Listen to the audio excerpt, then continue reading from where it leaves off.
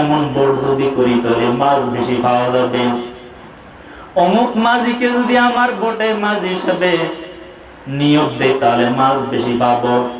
ওই জাল যদি আমার নদীতে উঠাই তাহলে মাছ বেশি পাবো।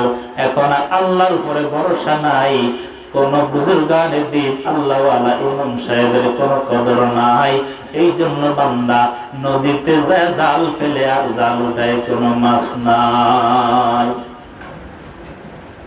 সাগর তো মাছে পরিপূর্ণ। আল্লাহ তাআলা বলেছেন সাগরের মাছ আল্লাহ কিয়ামত পর্যন্ত বান্দাকে খাওয়াইবেন।